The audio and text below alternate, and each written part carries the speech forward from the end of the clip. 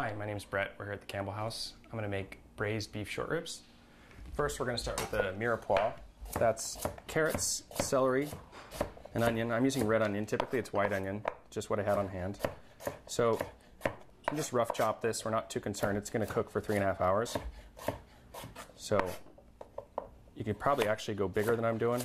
Wouldn't be much of a problem.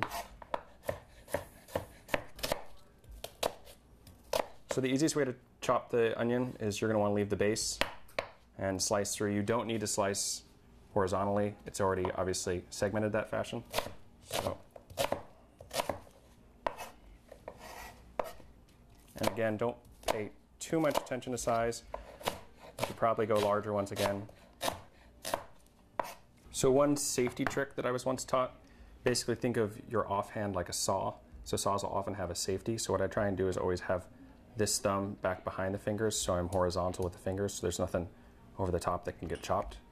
So when I'm ready to slice, I always try and have that back behind. And that'll keep you from having any serious war wounds. It's a little harder to grip the vegetable. And then I had some cherry tomatoes on hand. I chopped them up. For the recipe, you would want some sort of tomato product. It could be tomato paste, it could be whatever. It's just for the acidity. It'll help add to the flavor profile. Also, I think the ribs end up a bit more tender with some acid in the base. So I'm going to take this over the stove. So there's just olive oil. I guess that's probably my preference, but if you just have canola or whatever on hand, that's fine. If you're using butter, just be careful not to burn the solids in the butter. A lot of kitchens will use clarified butter where they melt the butter down and actually scoop off the milk solids so that then you can actually cook at higher temperatures and not have to worry about getting chunks of burnt milk solid in your food.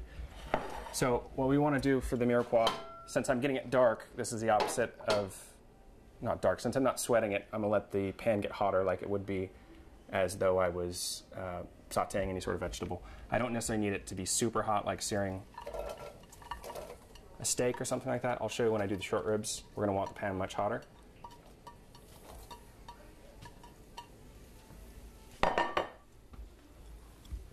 I'm just going to season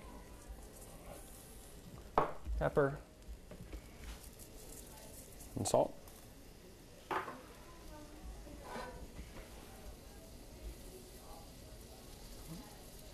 So how long have you been cooking? I changed careers in 2006. I went to culinary school in Chicago, Campbell College, and then after that I cooked in Chicago for a couple years before moving back to Eugene. So 6 years. So basically with this, brown is good, black is bad. If you have a little bit of something sticks to the pan and burns a little bit, it's not going to necessarily ruin it. But ideally we want it to get color, but not to get singed, not to get burnt.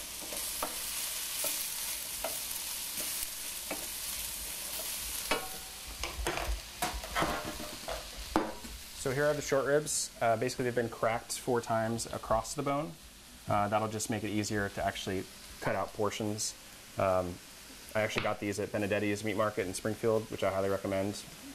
Probably one of the most important things you can do is get actually decent short ribs. It's not actually an expensive cut of meat, so it's something you can get a nice, all-natural product and not break the bank.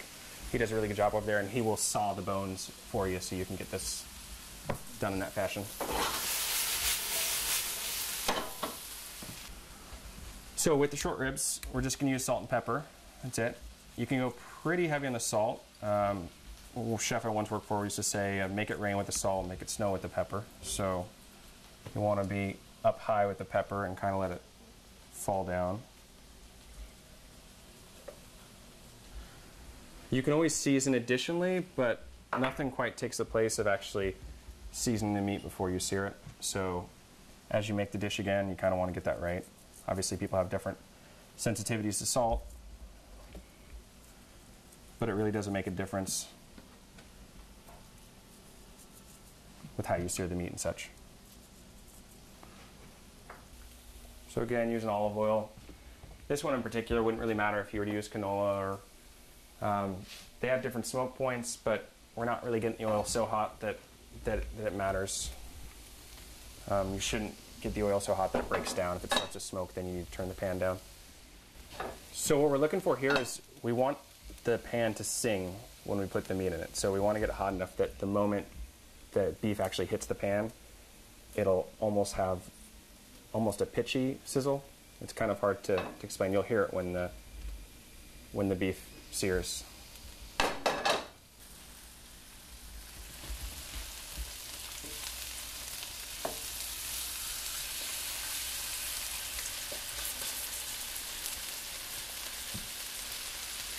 So if you're using a stainless steel pan, you try and pull the beef up too early to actually stick.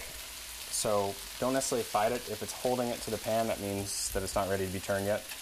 The beef will actually let itself go when it's fully seared.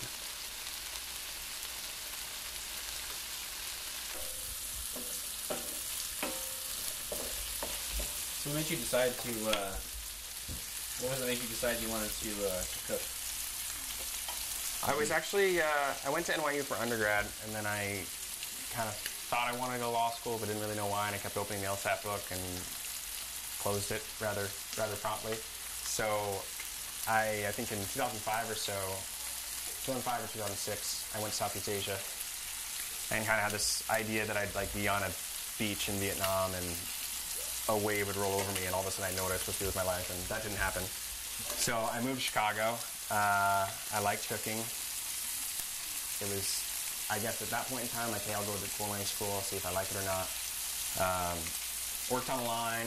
Additionally, initially when I worked on a line, the first restaurant I worked for was like a 450 cover, 500 cover, fancy pan Asian joint, and it was just way too much too soon for me. So it kind of made me rethink my decision rather. Then I worked in 60, 80 seat places, much more, I don't know, patient approaches to food, not just like every burner on full, the whole service, just go. A little more elegant, a little more leaning towards presentation, a little more creative. Probably not as profitable, but wasn't my restaurant, so I didn't mind. And I think after probably a few months or so, I started to finally feel like it was right for me. I think everyone has their place in a restaurant, whether, if they're in the back of the house. I know people who are fantastic line cooks that maybe aren't the best sous chefs. I know people who aren't. So I guess if someone's starting out, I would suggest they not panic if their, initial job or initial role seems like a misfit. There's a lot of places and restaurants to work, a lot of everyone is important as the other. I also worked some in the front of the house. I was at a restaurant called Charlie Trotter's in Chicago, working on the wine team. So I was the assistant sommelier, and that was cool. It was stressful, but they have 17,000 bottles of wine. They have a Magnum of 1849 receipt. Just really fun stuff. They have like a case of champagne that spent 80 years in the bottom of the Atlantic Ocean. Wow. Just cool stuff. So, but that was all, there was a chef's table with 14 courses. I think it was $175, $225 per person for the wine pairings. So mistakes were amplified. I had no experience doing serving. I probably at times wasn't especially good at it.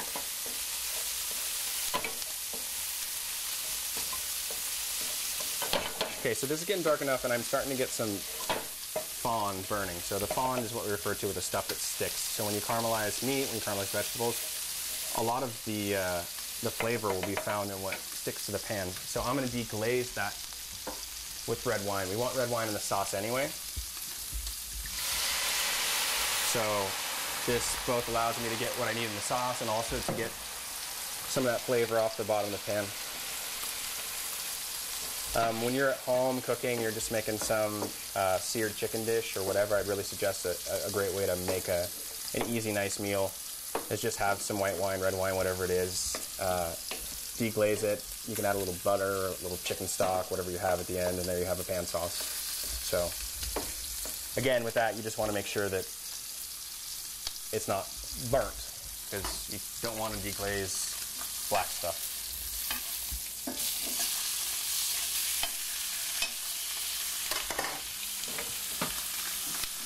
Now, whenever you're deglazing for a sauce, in particular, something like that, you want to go to what's called au sec. The French call it au sec. So you want most of the liquid itself to evaporate. You'll still have all the flavor left behind. This is less important for this dish, but if you were making bordelaise sauce or something like that, when you put in the red wine, you want it almost to entirely evaporate before you added the demi.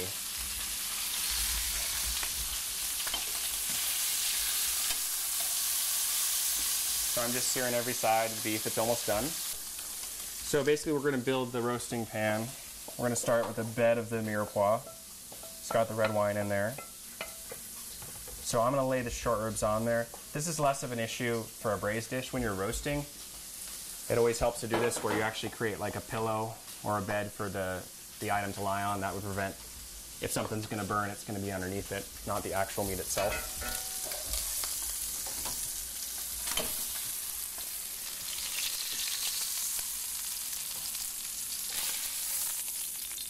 So we got a nice sear. Don't want to necessarily go too dark because I'm going to finish these on the grill. Got some thyme. That's kind of optional. I definitely would always have the bay leaves. That's a staple for something like this. I'm going to throw in a little rosemary too.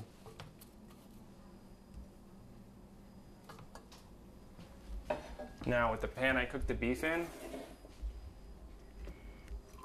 get rid of some of that grease, rather.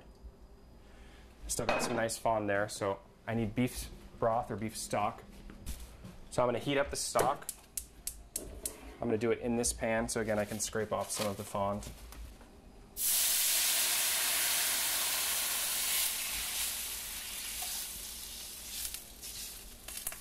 I've set the oven for 350, that's what you're going to want it on. The dish takes about 3.5 hours to cook to fork tender, so it's probably for most folks more of a weekend sort of thing. I've kind of thought about trying to figure out how to do it maybe in a crock pot or something, because that might work for, it would certainly have to be lower than 350 or else it'll be totally off the bone by that point in time. But the great thing about braised dishes like this is if you were to do it on a Saturday, something like that, you'd have, I mean it's actually better on day 2 or day 3. You can store it in the cooled down braising liquid, and then it'll actually have more flavor days to follow than the first one. So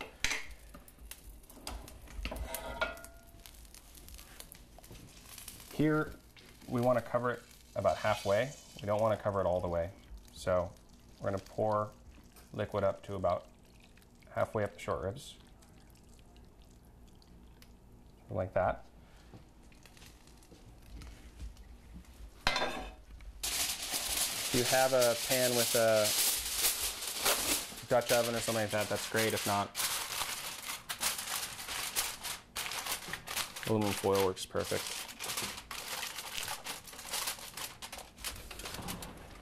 So now I'll just throw this in for 350, at 350 rather, for a long time. Okay, so we have shallots for the sauce. These are actually already skinned, so I can't do the onion trick. So I'm just kind of going to do slices and then a rough chop.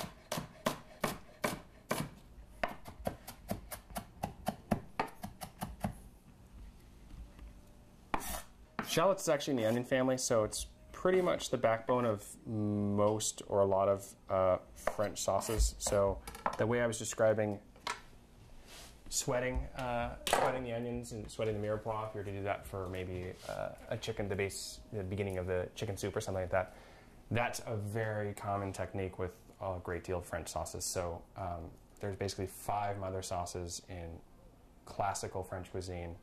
There'd be bechamel, which is a cream-based sauce. It's actually milk and white roux in classical cuisine.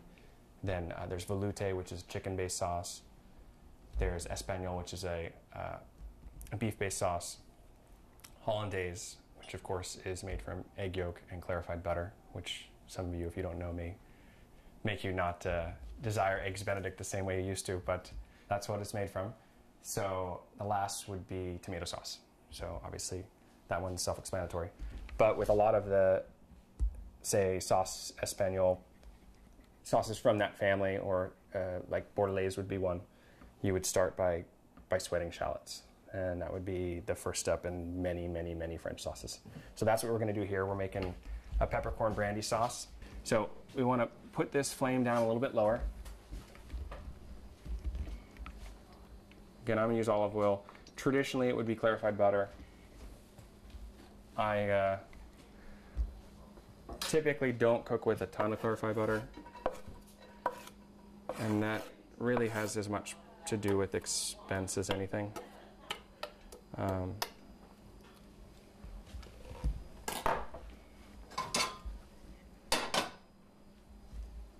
It's a little time consuming too. Yeah, it's time consuming, and then finding storage for it. It can't be left out. These are starting to sing a little, so we're going to turn it down.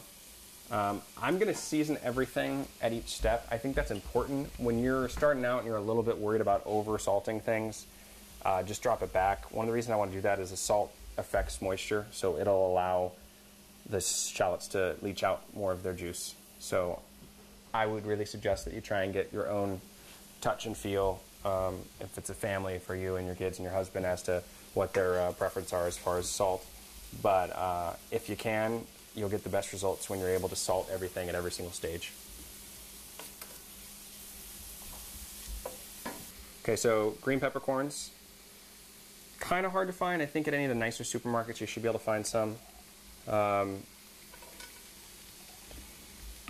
You got to be careful with the brine. I'm going to add a little teeny bit of it, but it's quite strong, and that's just for a little bit of the zip in the back of the throat.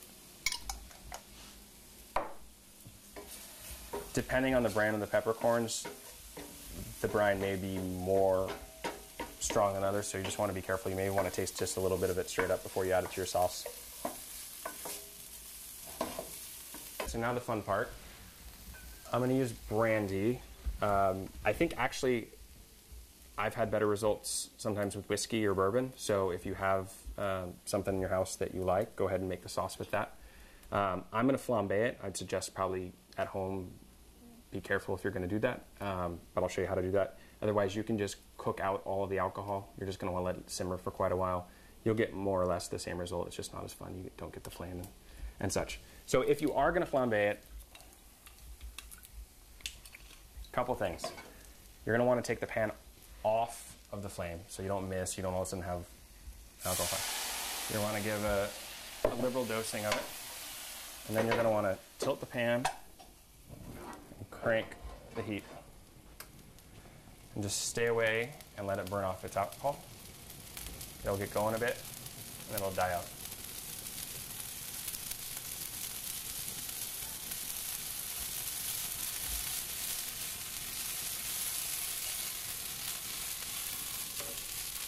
If you're cooking for someone you want to prank them, it's a great way to do it too, so. Oh my gosh, honey. Fire. So I reduced some of the stock down. So demi is basically stock that's taken down. In traditional cuisine, like I was talking about, they'd add roux. In cuisine moderne, they decided, it was a 70s and 80s movement, a bunch of chefs decided that roux flour was not something they wanted in their food as much. So they dropped the roux and they just started reducing sauces. So this is simply stock that's taken down, thickened up. The only thing, guys, you're going to want to be careful with salt content. You can do the same thing with broth at home, a can of Swanson's or whatever. Again, just watch the salt. And if you needed to thicken it up because you're sensitive to salt earlier, you could add a cornstarch slurry, which would just be water and cornstarch whisked together and then thrown into sauce. That'll change the color a little bit, but then you'll be able to get the right consistency without having it be quite as salty. So basically, we're going to let all that meld, cook together a little bit. I'm going to get some cream. We're just going to finish with a little bit of cream. Now, cream is sort of a four-letter word nowadays, but it's still culinary duct tape. So I'm just going to use it as a binder. Just a little bit. It'll help bring the sauce together. It's probably even a little more than I need.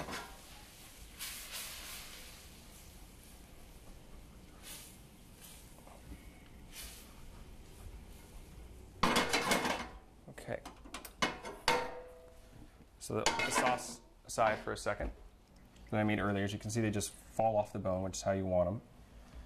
This one didn't, but more or less. What we're going to want to do is we're going to just cut slightly underneath the bottoms. There's a little bit of ligament, a little bit of tissue that either is really fatty or doesn't break down. So we'll just want to get rid of that. That's a chewy piece. Once we do that, they're all ready to go, and we'll grill them off and enjoy.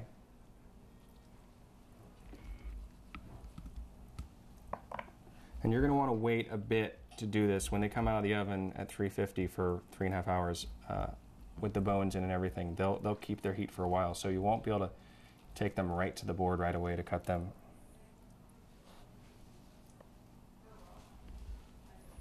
But I mostly just want to get these pieces off. It's very chewy. Okay. So now I'm going to portion about 5 portions from each rib.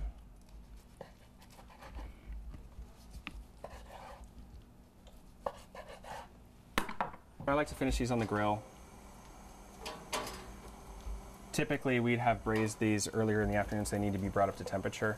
If you were doing that, say you made them on Saturday and you wanted to cook them again on the following day, they come up to temperature really fast on the grill. It's not a super thick cut of meat, so it won't take long at all. I'm just gonna step back in here for a second. We're just trying to get a little bit of caramelization. I wouldn't hit them too hard. Just adds another layer of flavor, texture. These are pretty fork tender, so just getting a little bit of crispness on the skin kind of is a nice treat. So just olive oil. I have some rainbow carrots. So you can find these at Saturday Market. Any of the sort of nicer grocery stores in town. Regular carrots are fine. I just think from a plating standpoint, having the different colors just makes it a little bit more appealing, a little more fun. But you certainly do pay for the purple ones in particular. Don't know why. Don't know why the purple ones are so hard to come by. So these aren't blanched or anything. They're actually just sliced rather thin. I think the number one mistake people make, and a lot of them talk about how they make it, and they still make it with vegetables, they overcook them. So 90% of people you talk to want their vegetables al dente. So al dente like pasta, where there's a little bit of give. So we don't want them raw, but we certainly don't want them mushy. So I would err on the side of undercooked. Squeeze a little bit of lemon juice. And I need to get that feet out.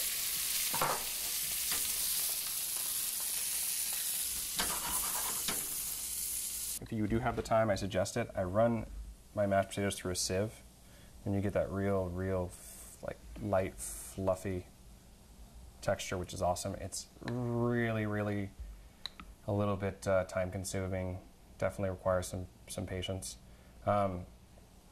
Typically, these are with salt and pepper. I use black pepper. I know that's kind of not apropos because then you have specks of black in your potatoes, but I don't happen to really like the flavor of white pepper.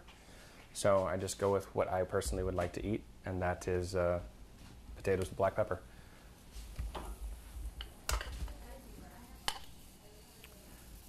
So when plating, you always want to try and go for some height.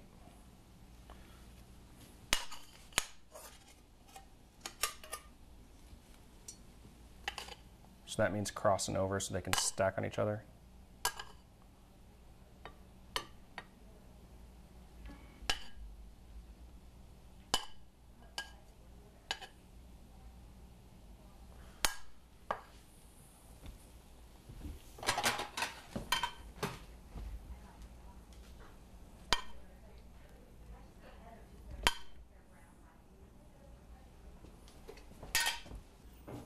So a lot of times the shallots would be strained out. I actually like them in the sauce. So I'm going to add a dollop.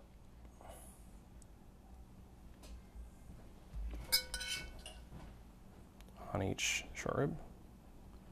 And if something falls off, oh well. And then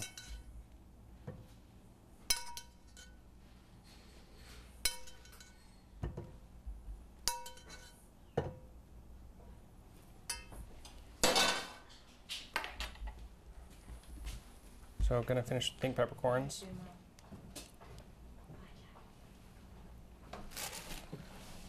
And a little bit of thyme, just to add some green to the plate.